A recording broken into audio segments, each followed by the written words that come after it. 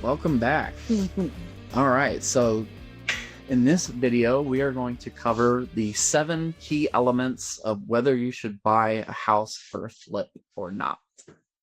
And no matter what the area or what the neighborhood or what our ultimate plan is, this is always what we talk about for all of the houses that we preview. So you're pulling up to the house, right? And all of a sudden, have you ever seen Sanford and Son before? There's all this junk laying everywhere, appliances, like All kinds of knickknacks. things that you can think of. You can't even see the grass because it's just covered in stuff. All right, that's the extreme version. Yes. You don't want to buy the house next door to that. Correct. To flip. All right. Not to flip. Correct. Like Annie and I bought one and everything was fine. The neighborhood was fine. And then the neighbor next door rented the house out and the contractor moved in, brought his 4 pickup trucks, all of his ladders, all of his siding materials, trailers, his trailers. Everything is just sitting in the yard. Guess what? We couldn't sell that house for what we wanted. Correct. So we actually ended up renting that house for 2 years until the neighbor moved out. And then once the yard was cleaned up, we put it back up for sale for more money and sold it later. So it wasn't a wash for us, but we don't want that to happen to you. When you're planning on doing a flip, learn from our mistakes. Although we didn't know about that beforehand. Now we could have called the city and complained and they would have made them clean it up. But that would have been a big to-do, of course. But knowing that right up front, if one of the neighbor houses are just trash, junk, don't buy that house unless you're going to buy the neighbor's house too. Well, and that's a good point, though. Honestly, you don't really think about that when you're looking at houses to flip, but the neighborhood is a big deal, honestly. Yeah. Whether it's the neighborhood houses, whether it's sex offenders or crime, or we used to just find the house and didn't really care where it was, but now after we've had 20 years of experience, yes. we are a little more selective based on the neighborhood, because we've had a house that wasn't able to be sold or rented for that matter because there was a sex offender that lived in the neighborhood. We've had a house that could not be sold as a flip and needed to be rented because of the neighbor's hoopla in the yard. Yeah. We've had issues with dogs next door. We've had issues with yes, if the neighbor has like 4, pit bulls that run up to the fence and act aggressive, act like they're gonna attack you or bite you, then you may not want to buy that house unless you can put it in a budget where you put in a 6 or 8 foot privacy fence. Which is a good point, just because you have all of these factors that may make it not the best sale that could be counteracted with a privacy fence or landscaping, depending on what you're dealing with, or you know what I mean, just different things that you need to include in that budget that you wouldn't necessarily think of including in that budget because of the neighborhood that it's in. We've had issues with train tracks across the street, which there's nothing you can do about that either. But you all have to take into consideration when you're looking at the overall house itself, what the neighborhood looks like, what the neighborhood or what the neighbors' houses look like that are right next door or across the street or what have you. Yeah. And again, some of those things can be remedied with additional items in your budget. Some of those things you're just going to have to live with and know that going in. Right. And price it accordingly because of that. So yeah. So make sure you're in a good flip neighborhood. Yes. We have pockets in our city where it is almost all rentals, like 90-95% rentals. Yeah. So you have to think, like, would you want to buy a house and live there? Right. If I were a new homeowner, would I want to live in a primarily rental neighborhood? Right. And so we've had a lot of success flipping houses in transitioning neighborhoods where maybe 70 or 80% of them are rentals and the rest are homeowners, and it's starting to transition into more homeowners for that.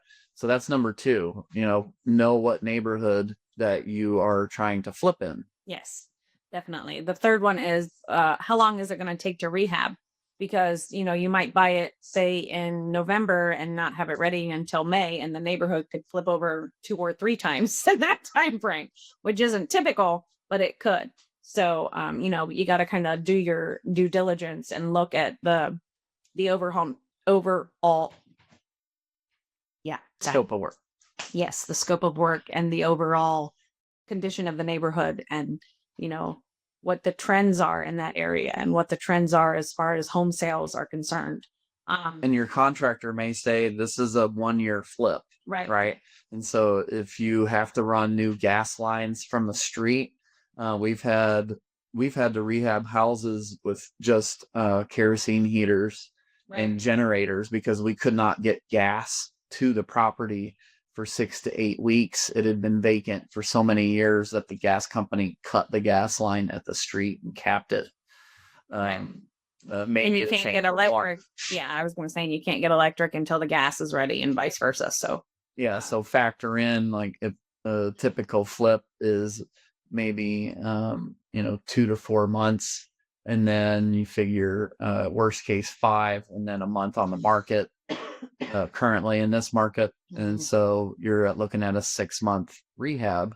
Well, if you do a bigger rehab project right now, it's hard to find some materials, so you may have delays for certain products, and so and contractors too, if you're not going to do it by yourself. Yeah, and contractors, finding contractors to do the whole scope. If it needs new electric, new plumbing, new roof, new siding, new windows, like how are you going to get all of that done in a timely fashion? So you may have to hold that house for twice as long, and you need to factor that in to your profit margin. Like, is this deal still going to be profitable? Because your holding costs will be twice as long as what you were anticipating originally. Right. And you should factor in 15% into your budget for unknowns if you have a project that big.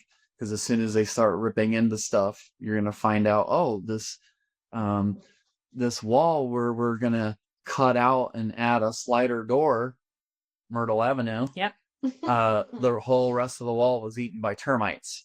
Yes. Right. If we never opened that, we would have never seen it, never known it. It would have sold to the next person. But we opened it up, saw the damage, and we have to fix that. So we ended up rebuilding an entire exterior wall. And so that's why you want to have that 15% cushion in there. Right. Right. So then the next thing is the contractor schedule. If you do have to have plumbing, electrical, all of that, you have to schedule it accordingly. This person has to come in to do this, so that this person can come in and do that, so that that person can come in and do that. And how far are those people scheduled out? Are they scheduled out 3 or 4 weeks, and then the next person is scheduled out 4 or 6? Or can so-and-so get in quicker than so-and-so? So you got to coordinate everyone's schedule too.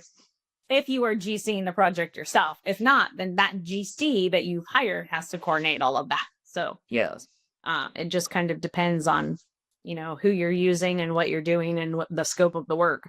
Yeah, so that's why you want multiple bids as well, and ask what's your timeline. We're looking for a plumber for a specific commercial project right now, and the shortest time frame that we have found thus far is 6 weeks. So we're still calling. Yes. We're not. And you may have to go out of the normal area that you're used to working in too, because the surrounding county people may be a little bit slower than the actual county that the house is in. So then they can come in and do some work that somebody closer to the property won't necessarily have time to do. Exactly. So the biggest thing is the GC. Are you going to do it yourself? Are you going to hire that out? Are you going to do the rehab yourself? Or are you going to hire that out? And it all depends on, again, what the end game is for the house and what your area consists of as far as permits, and if you need them, if you don't need them, if you have to be licensed in order to do stuff. Because Jay is a licensed contractor in the state of Ohio, but he is not in Florida, and you can't do anything without a license in Florida. Oh, you can do some stuff. Yeah, but very little. You can't do plumbing, electric, the trade skills, where in our little city where we live in Newark, they don't really care. Unless you're putting in a new panel box. Anybody can put in an outlet or something basic like that. So consider that um, when you're looking at a project. Like, are you GCing it, or are you hiring someone to do that for you? And then you're going to have additional costs paying them to be your construction manager. And then another thing we look at is there any value to add to the house? Are there walls that you can take out to open up space? Is there space that you can make into a half bath under the stairs? Is there a space that you can make into a half bath that used to be a pantry, or that used to be a closet? Or can you expand and close off some walls to make it a master suite compared to an open bath thing? So an example is we do a lot of older homes here where they have a formal living room, a formal dining room, formal family room, and a kitchen. Well, in today's family, you don't use all of those spaces. So we will quite often steal one of the larger rooms, the family or living room, or maybe even the dining room if the kitchen's big enough. And we try to make a first floor bedroom and hopefully a master suite. And then if a place has one bath and it's upstairs, is there somewhere that we can squeeze in a half bath on the first floor? Or even a full bath. Again, if the dining room, the formal dining room, is a space that you can delete from the overall floor plan because the kitchen is big enough to have an eat-in kitchen with a dining room area, then you can take that formal dining room and make it an ensuite master suite on the first level, because that opens up your buyer pool more. Because then some people can live solely on the main level and don't have to go anywhere else. Yes. Or maybe you can do an addition.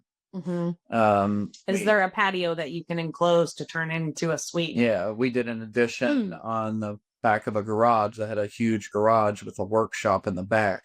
So we eliminated the workshop, cut into the concrete, ran all new plumbing, and did a master bed and bath on the back side, and then ran mini splits for heating and cooling, so we could keep the existing HVAC system in place and have a separate system just for the master bed, master bath, and then a little foyer breezeway that we added as well. Yep. And then the last thing that we always take into consideration are the home sales in the area, which we briefly touched on. But what are the neighborhood houses selling for within a mile, within 2 miles, which isn't typical for comps, but especially within a half mile. Yes. And you always should consider the same type of house. Don't compare ranches to your 2-story, or don't compare 2 stories to your ranch, so that you can have the clearest and most accurate idea of what your house will sell for. Yeah, you definitely want to make sure there's at least 3 sales within a half mile. And what are they using as their finishes in those sales? In the last 3 to 6 months. If there's only one sale, that's not a popular neighborhood. Right. You don't want to flip a house in a neighborhood where there's one sale. So you want at least 3. And if you have more than that, that's even better. That means it's a very active neighborhood. And we're also looking at how many days are they on the market? Right. What were the condition of those sales? Were they rehabbed like ours? Or is this just a homeowner that sold their personal home, and it might not have all of the newest, most modern updates, but that'll give you an idea going through those sold comparables to see, look at the pictures and see what was the condition of these homes. And how much was it listed for, and how much did it sell for? Did it go over? I just looked today for updated market for one that we're going to sell, and I saw that 3 homes have sold for $25,000 more than what I thought it was worth. Nice. And they've sold within a week. Right. That's the other thing. How long has it sat on the market? And I only went back 60 days. So those are home sales that have sold since the rates have gone up here recently. And so those are the 7 key elements that you need to consider. And so your action steps with that is to locate a property that you're interested in flipping. Check out the neighborhood. look at the houses, Right. right?